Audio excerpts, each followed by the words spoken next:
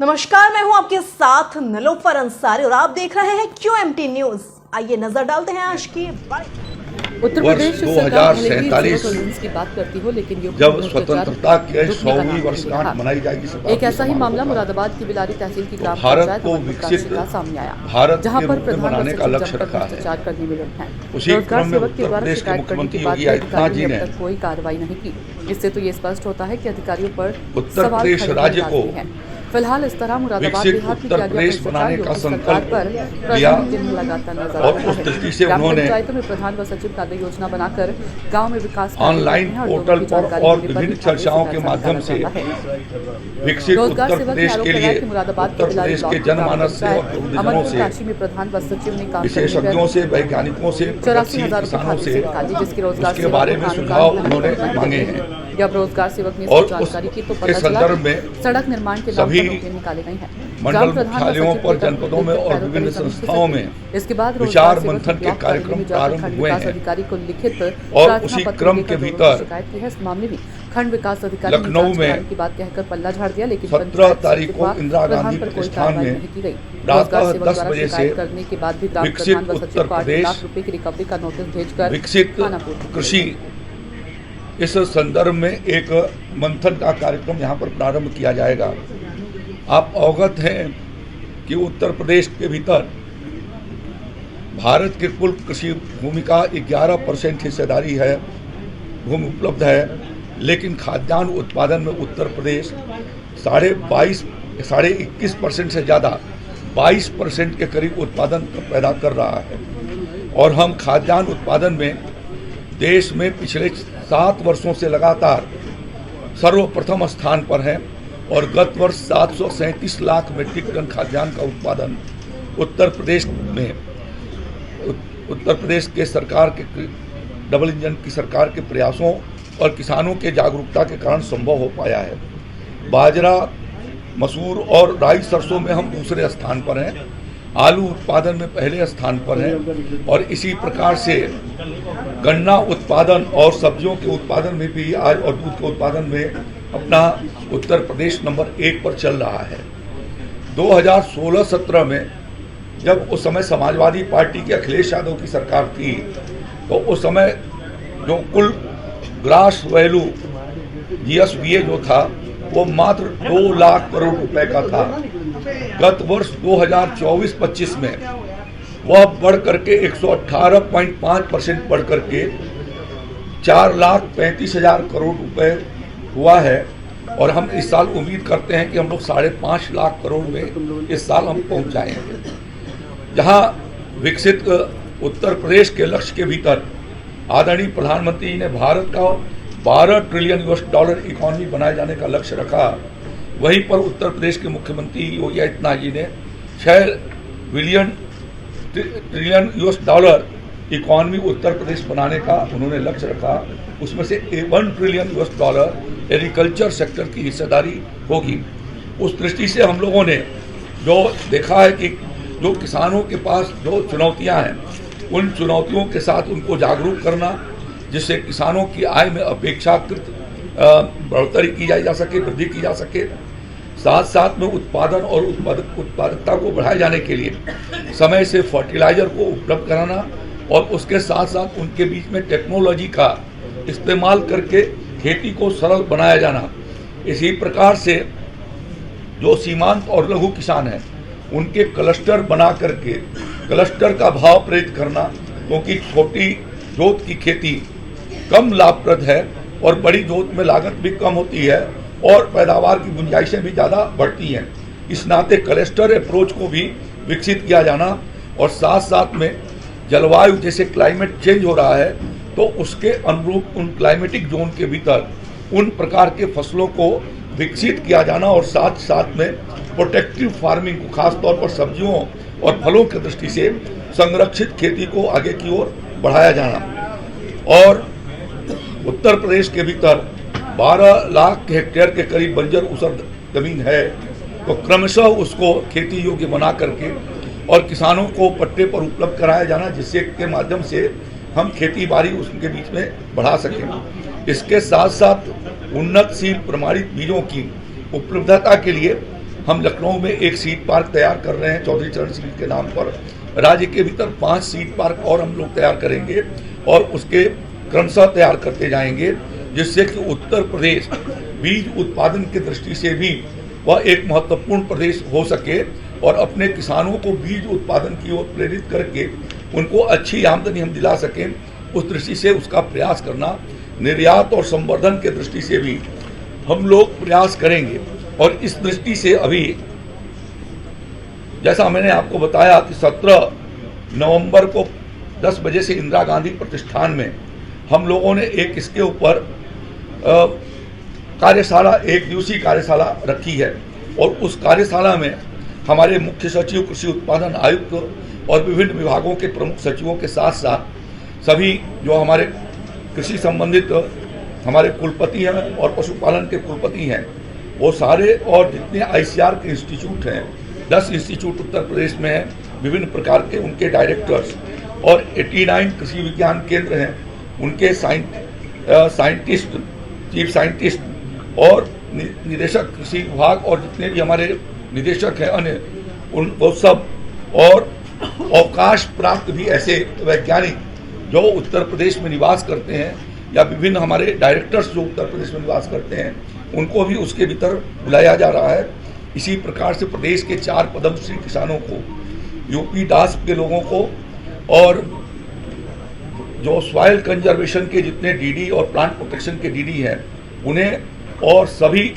मंडलों से एक डीडी को इस कार्यशाला के भीतर और सभी जेडीएच को हम लोग आमंत्रित कर रहे हैं, जिससे उनके अनुभव और उनकी क्या सुझाव, महत्वपूर्ण सुझाव हैं और उसकी कार्य योजना कैसे तैयार किया जा सकता है, इसके ऊपर एक पूरी कार्यशाला, भविष्य की कृषि की रूपरेखा, जो विकसित उत्तर प्रदेश का विकसित कृषि होगा, उसकी पूरी कार्य योजना के लिए उनसे सुझाव आमंत्रित किए जाएंगे और उसके भीतर ओपन डिस्कशन भी हम लोगों ने रखा है। तो मैं ये समझता हूँ कि प्रदेश की राजधानी में यह अपने में एक महत्वपूर्ण कार्यशाला है। इसके भीतर वो प्रोग्रेसिव फार्मर्स को भी बुला रखा है, जिन्होंने विभिन्न क्षेत्रों के भीतर अपने अचीवमेंट किए हैं और कैसे किए हैं, उनकी सक्सेस स्टोरी। इसी प्रकार से लगभग 20 के करीब जो बेहतर FPO जो कृषि उत्पादक संगठन और समूह हैं, उनके लोगों को भी बुला रखा है कि वो उत्तर प्रदेश को विकसित उत्तर प्रदेश बनाए जाने में विकसित कृषि का जो रोल है, $1 ट्रिलियन इकानमी को पहुंचाए जाने में उनके जो अपने अनुभव हैं और जो उनकी सफलता की कहानी है, साथ साथ में जो वैज्ञानिकों के अनुभव हैं, उसके आधार पर हम लोग यह अपनी कार्यशाला संचालित करने जा रहे हैं। उसके भीतर कुछ विशेष हाइलाइट्स हमारे हैं कि digital agriculture, use of digital in infrastructure और AI का इस्तेमाल, क्योंकि आज कृषि के क्षेत्र में भी आर्टिफिशियल इंटेलिजेंस का बहुत महत्वपूर्ण योगदान है। मौसम के हालात किसानों को हम सही तरीके से अवगत करा सकें, इसके लिए भी AI की ज़रूरत है। उनके क्रॉप्स के क्या पोजीशन है उसके बारे में उनको जानकारी दे सकें, इसके लिए AI का एग्रीकल्चर सेक्टर के भीतर इस्तेमाल। दूसरा इशू है उसके भीतर क्लाइमेट जो चैलेंजेज हैं आज की, जलवायु परिवर्तन। अभी हम लोगों ने उत्तर प्रदेश में देखा कि कुछ जिलों में बहुत भारी बारिश हुई और कुछ जिलों में समय से बारिश नहीं हुई, बाद में कहीं बहुत बड़े पैमाने पर बारिश हुई, तो जो फसलों को नुकसान पहुंचा रहा है, उस दृष्टि से क्लाइमेट चैलेंजेज को देखते हुए हम कैसे जो मौसम प्रतिरोधी प्रजातियों को विकसित कर सकें और कौन सी वो टेक्नोलॉजी इस्तेमाल कर सके एग्रीकल्चर की, जिससे वो मौसम की मार से किसानों को बचाया जा सके। इसी प्रकार से soil health planning, Uttar Pradesh ही नहीं देश के अधिकांश हिस्सों में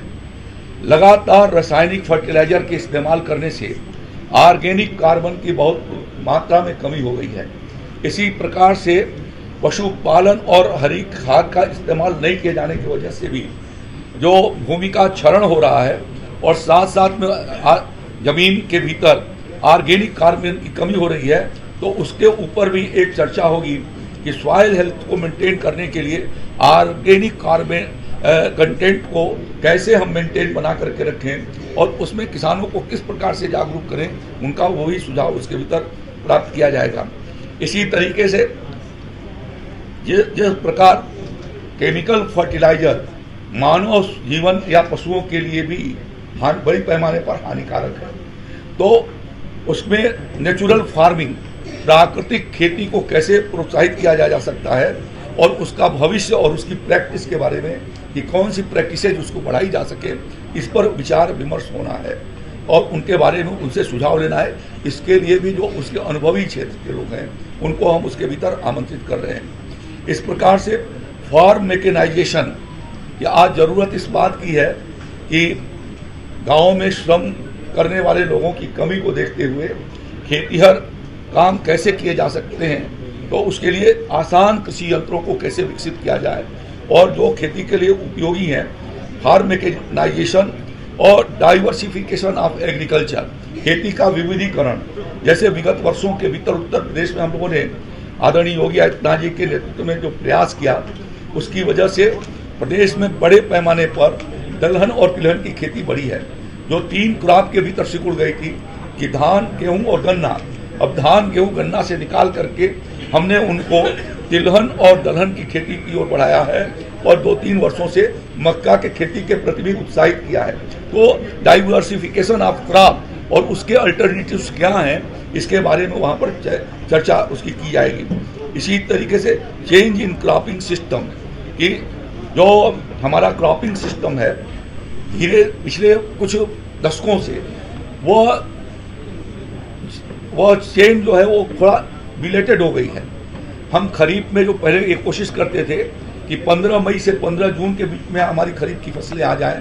धीरे धीरे किसानों ने उसको ले जा करके जुलाई महीने तक कर दिया। धान जुलाई महीने तक लग रही है। नतीजा क्या है कि उसकी वजह से रबी में जो 15 अक्टूबर से 15 नवंबर तक लग जाती थी, अब वो भी चेन जो है पिछड़ गई। तो इसके बारे में भी किसान को जागरूक करना कि कैसे वो समय से करें। बाद में टेम्परेचर हाई हो जाते हैं। गेहूं के समय में टेम्परेचर मार्च के महीने में या फरवरी में भी पिछले साल देखा गया कि टेम्परेचर हाई हो गया तो दाना सिकुड़ जाता है। दाना सिकुड़ने की वजह से उसको एक तो उसकी वजन कम हो जाती है, दूसरा उसकी वो दाम भी कम हो जाता है। तो ये इन चीज़ों को उसके बारे में टेक्निकल तरीके से जागरूक किया जाना और उसका डाइवर्सिफिकेशन, क्रॉपिंग चेंज जो हो रहा है उसको कैसे हम उसको ले आकर के उसकी सर्किल को ठीक कर सकें और भविष्य में देश के बाजारों में और विदेश के बाजारों में जो भविष्य के अनुरूप हम फोकस करेंगे कि कौन से क्रॉप को जिसके बाजार में अच्छी कीमत मिल सकती है या दुनिया में जहाँ पर मांग है वहाँ हम उसकी आपूर्ति कर सकते हैं, तो उसके ऊपर कौन से चीज़ों पर हम फोकस करें या उसके बारे में उनके क्या सुझाव हैं उनके बारे में चर्चा होगी। और इसी तरीके से आदरणीय प्रधानमंत्री जी ने जहाँ 2047 विकसित भारत का संकल्प रखा है, उसी के साथ साथ उन्होंने आत्मनिर्भर और स्वदेशी की चर्चा भी उन्होंने की है।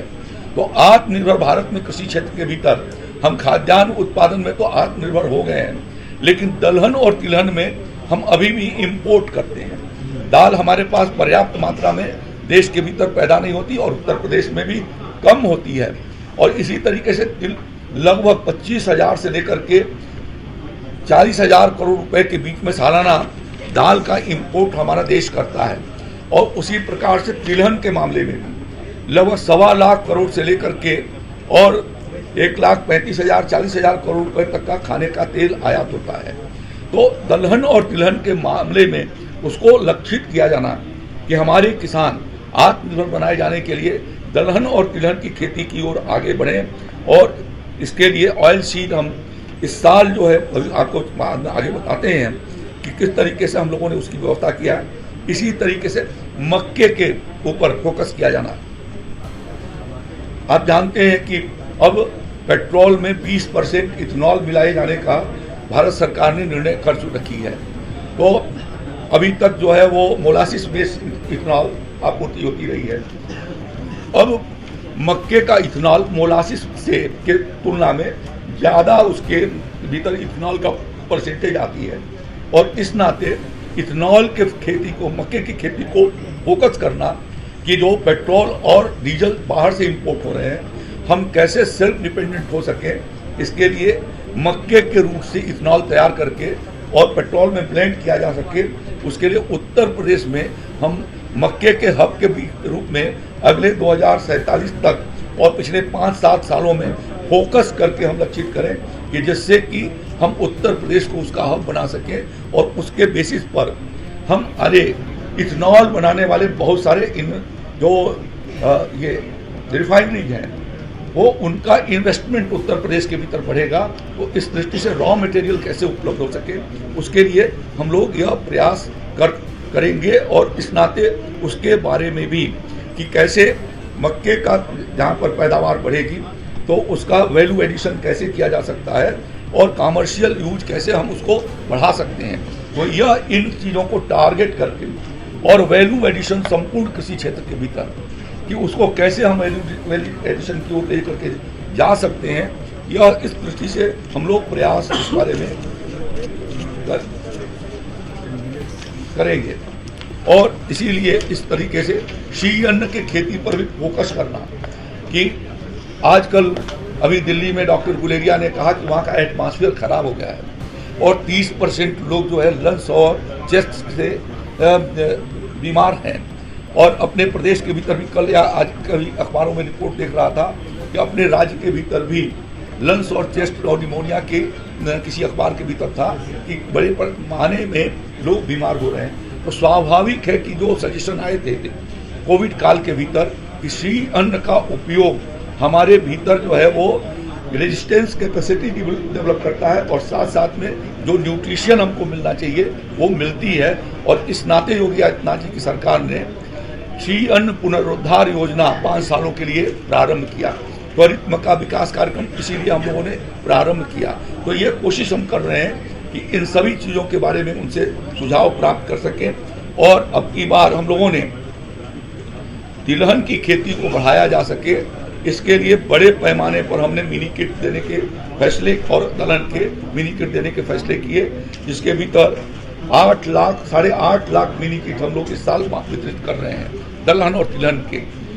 57। और साथ साथ में इंटर क्रॉपिंग गन्ना का जो शीतकालीन काम था उसके भीतर कैसे हमारा ये GSPF बढ़े, इसके नाते हमने ये अभियान चलाया है कि गन्ने की खेती में हम इंटर क्रॉपिंग सरसों और दलहन के का करेंगे। और इसके लिए हम लोगों ने 5700 कुंटल सरसों के बीज उपलब्ध कराए हैं कि जहां पर इंटर क्रॉपिंग का जो किसान गन्ना लगा रहा है वो लेना चाहेगा तो निःशुल्क उसको उपलब्ध करा रहे हैं। और इसी के साथ साथ क्लस्टर में सरसों की खेती जहां पर विकसित हो रही है 10 एकड़ 15 एकड़ 20 हेक्टेयर तक 30 हेक्टेयर तक, तो क्लस्टर फार्मिंग की दृष्टि से भी उनको भी हमने तय किया है कि निःशुल्क बीज उनको हम उपलब्ध करा रहे हैं। 5700 कुंटल बीज भारत सरकार की और राज्य सरकार के सहयोग से हम लोग किसान भाइयों के भीतर यह वितरित कर रहे हैं। और इसी प्रकार से इंटर क्रॉपिंग के भीतर सरसों को भी लगाए जाने के लिए जो गन्ना किसान सरसों लगा रहा है उसको भी हम दे रहे हैं और मसूर के बीज भी उन किसानों को निःशुल्क उपलब्ध करा रहे हैं, जिससे कि उसे 2 फायदे होंगे। एक तो उसकी अतिरिक्त आमदनी बढ़ेगी और साथ साथ में ये ज़्यादातर जो है वो पश्चिमी उत्तर प्रदेश के भीतर शीतकालीन गन्ना लगाई जाती है लगभग 2 लाख हेक्टेयर के भीतर, और पूर्वी उत्तर प्रदेश में भी जहाँ लगती है हम लोगों ने उनको चिन्हित किया है किसान भाइयों को, और उनके खेत में हम मसूर या सरसों ये इसकी इंटर क्रॉपिंग हो सके, जिसका हम लोगों ने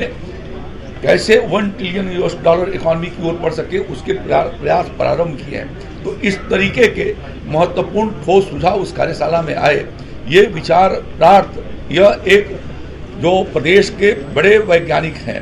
और जो फील्ड के भीतर काम कर रहे हैं या उन्होंने काम का अनुभव है, ऐसे सारे लोगों का यह कार्यशाला यहाँ हम लोगों ने आहूत कर रखा है। और मैं चाहूँगा और उसमें उन किसानों को भी जिन्होंने इस पर काम किया है या FPO जिन्होंने इस पर काम किया है, ऐसे सभी एक बड़ा समूह वहाँ पर कृषि क्षेत्र को उत्तर प्रदेश में विकसित उत्तर प्रदेश के साथ विकसित कृषि कैसे हो सकती